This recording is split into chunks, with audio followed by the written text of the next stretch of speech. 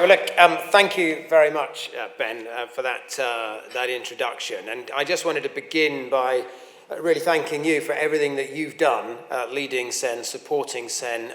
It's just extraordinary what's been achieved over the last decade or so with this organisation. We've now got a caucus of over 100 Conservative MPs. I have a very talented special advisor in Megan, who cuts her teeth here, so sorry for taking her away from you, but you've still got Jack, another Cornishman, in your ranks. But it is extraordinary what's been done, and SEN has shifted the dial, I think, in terms of the perceptions around our party and engagement of our party in these really important issues. And of course, one of the first roles that I did in politics was as an advisor to David Cameron. And of course, 15 years ago, it was all about vote blue, go green, as some of you will call. Not all of you would have been around then, but it was a very, very important part of David Cameron's agenda in opposition, a very important part of changing the Conservative Party to make it electable again in those days. And it was born out of a genuine commitment to these issues. David Cameron did actually believe in these. He had people around him, probably most notably Oliver Letwin, who was also passionate about these issues and made it an important part of the agenda on which David Cameron then came to power in 2010. Now, sadly, the pressures of coalition government, the compromises that had to be made, the dangers of dealing with the sort of financial crisis at the time meant that, in my view, we probably lost the emphasis that we had on that green agenda that we came into government with, and that's a shame. There were some good things done, the Blue Belt, so there were positive things that were done during those years, but not as much as I would have liked to have seen. And that's why I think it's great with SEN in place, with Boris Johnson as our Prime Minister, that the environment and building back greener is once again front and centre of our agenda in government. And that is absolutely right that should be the case, because we are Conservatives and we believe in conserving things. And in fact, down the ages, it was Conservative governments that introduced legislation to clean up our rivers. It was Anthony Eden who brought in the Clean Air Act in 1956 to deal with the Great Smog. As Ben pointed out, Margaret Thatcher herself was one of the key political leaders in the 80s, highlighting the risk from greenhouse gases and setting in train work at the UN, culminating in the various COPs that we have now that are starting to make some genuine progress. And it was in Theresa May's government that we became one of the first countries in the world to make that legal commitment to net zero. So we've now got the Environment Act in place. It's a flagship bill. It was a long time coming. In common with many of our post-Brexit bills, we got there on the third attempt, and it took us over a year actually to get it through, and it straddled 2 sessions. But it was a huge bill and an important bill, and we're working now in earnest to deliver the governance architecture and all of the other provisions that flow from the Act. And so we're doing a lot of work at the moment on the targets that we will set under the Act. That's probably the central plank of our governance. We're looking at where we need new targets to fill in the gaps between some of the existing inherited ones that we have from other conventions and indeed through retained EU law. And we're trying with those targets to make sure that they tell the whole story. And what I mean by that is, I think too often in the past we've had composite targets like good and favourable condition or good ecological status that are made up of a multitude of different measures. In the case of water quality, 8 or so different factors. And the danger with those sorts of composite measures is you focus on getting things just below the line to being just above, when actually what we must try to strive to do for our environment, if we want to see biodiversity recover, is strive to make improvements across the piece. And just because you won't get a particular watercourse back to good ecological status in the near term, that doesn't mean that you shouldn't be tackling diffuse pollution. It doesn't mean that you shouldn't be improving our sewage infrastructure to reduce nutrient pollution. And it doesn't mean you should do nothing to tackle mining contamination, for instance. So one of the things we're trying to do with the targets that we're setting is make sure that we unpack some of those composite targets so that there's a genuine incentive and proper focus on government to pursue those things which are important. We're also shortly going to publish the environmental principles guidance, which will apply to all government departments. It's a requirement of the Act that those environmental principles, such as the polluter pays principle, the rectify at source principle, and of course the precautionary principle, which is the one people tend to focus on, that's going to be a legal requirement on all government departments, and we'll be publishing guidance on that shortly. The OEP has been established, and I think Dame Glenys Stacey's made a good start on that. And of course, they've got some early work to do assessing the Environment Improvement Plan and our annual update that will be coming on that later this year. And then, of course, we've got in place other policies as well to deliver these targets.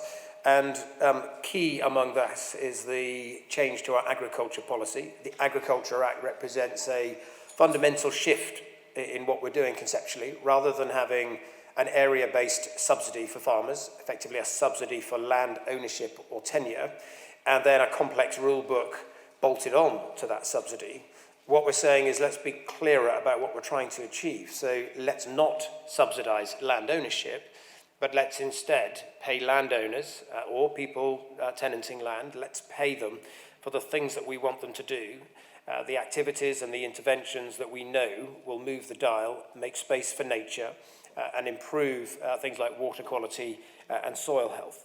So we've got those three key components: the sustainable farming incentive, which is absolutely crucial to delivering that key target that we've got on species abundance and halting the decline of nature, because we will only get big changes in our environment if we affect change across the whole farmed landscape. And we won't deliver either for our protected sites nor for nature more broadly unless we improve the quality of our rivers and the water in our rivers. And we will only do that if we improve soil health and the way we manage our soils. And we will only deliver for invertebrates and insects if we create space for nature around hedgerows, which is probably our single most important ecological building block.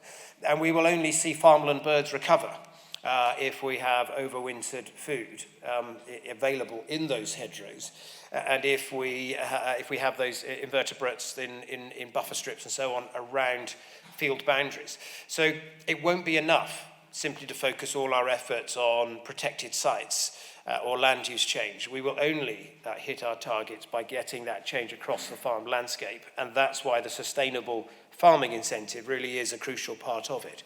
We also know, though, that there are many farmers who will have bits of the holding where it's not particularly productive, maybe down in a valley near a river that it's a bit too wet and isn't that suitable for farming.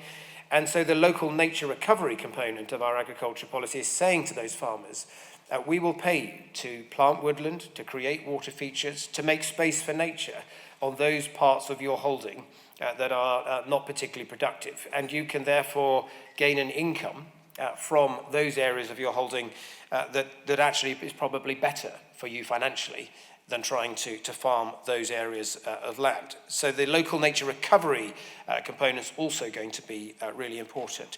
And then the final component is the landscape recovery, which is much more about fundamental land use change. And we're unapologetic about this, and we have to be very explicit about it. That if we're going to hit those tree planting targets that we've set ourselves, and if we're going to achieve what we need to through the restoration of certain peatlands, that does mean some land use change. There's no getting away from that.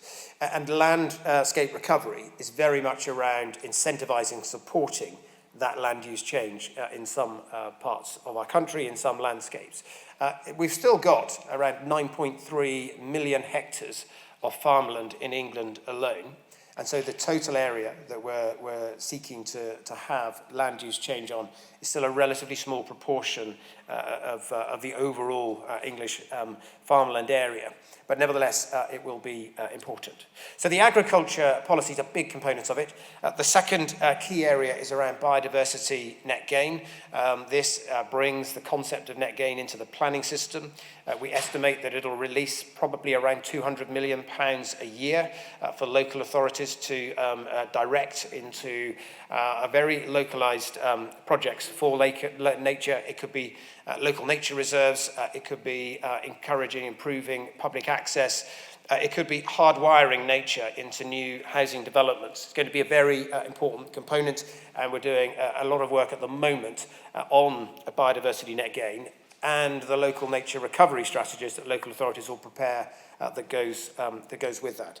So there's a huge amount going on, but the point I wanted to make today is while it's important that we have targets, and it's important that we have something that we're aiming for, it is also very important that when we contemplate how we will deliver progress to those targets, we recognise that the environment is incredibly complex. And there are a multitude of different interactions in the ecosystem. And there's a tendency in Whitehall to look at these things in a very bean counterish way and say, we put X million pounds in and we get Y number of robins back out of the system. And it is not a transactional thing. Mankind cannot enter a transaction with nature and think that you put in X and you get out Y. It's way more complicated than that. And if we want to genuinely make progress for nature, we've got to recognise that complexity.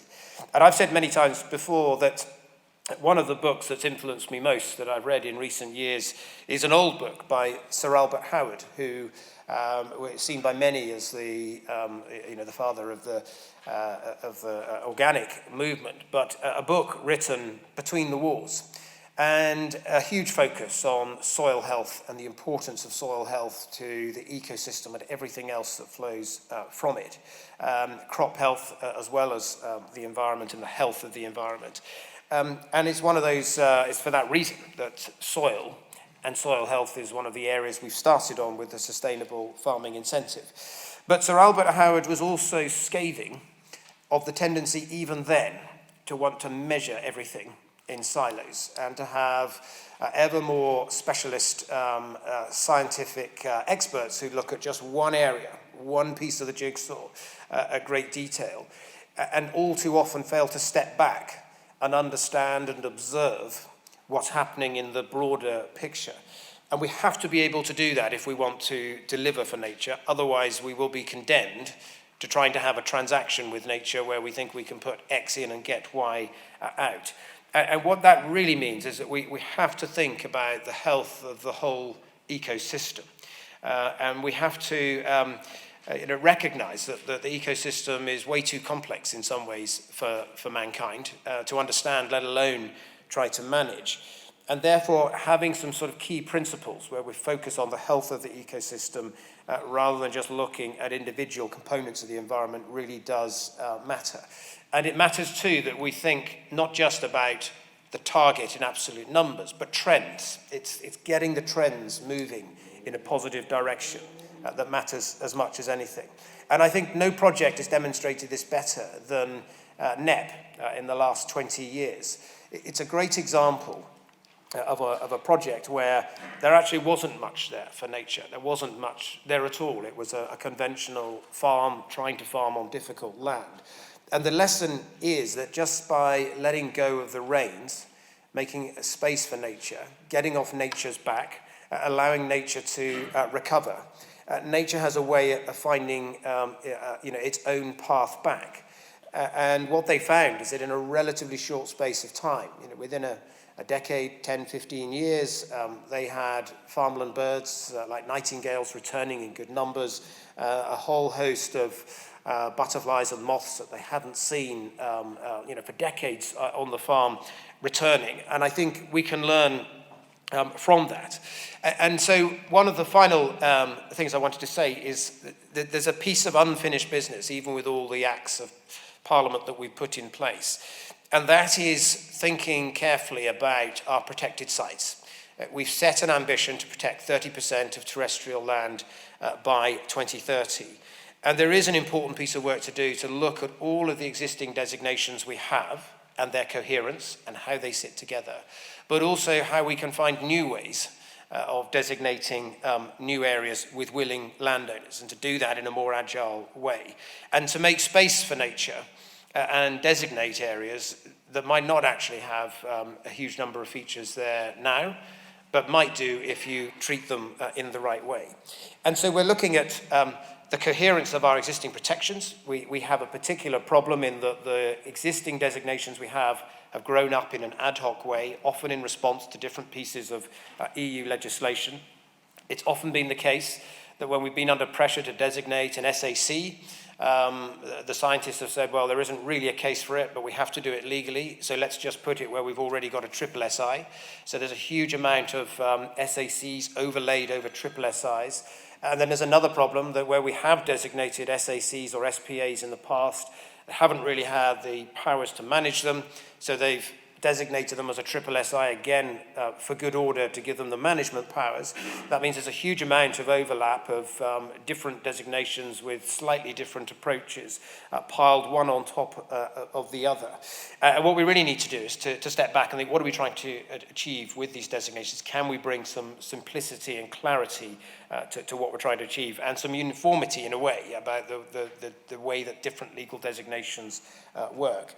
But within that, recognize the specific features of each individual site so that you can manage it in a tailored way with a site improvement plan for that site. But the final thing is, can we find new ways of making space for nature?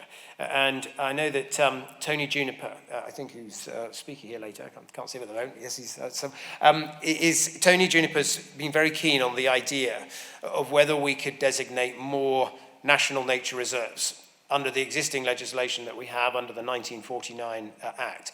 And the great thing about a national nature reserve in comparison with the others is you can designate them quite quickly. What we need is willing landowners who are willing to make that journey. We can make it financially worth their while through the new policy tools that we have. And you could designate a whole new generation of national nature reserves, a coalition of the willing landowners working with our agencies to really deliver for nature, and to try to make space for nature in areas where it doesn't exist, so that we change our mindset away from just trying to fight the tide of decline on an ever smaller number of protected sites that were protected for particular features, and actually try to strike out and set aside new areas for nature to recover and build back. I think it's going to be a really important part of our work to see nature's recovery. It links to all of the work we're doing as well on the nature recovery strategies, but also the nature recovery network as well, which will underpin a lot of this. And it's the final piece of the jigsaw, I think, on the legal side before we really roll our sleeves up and start delivering for nature. But thank you very much.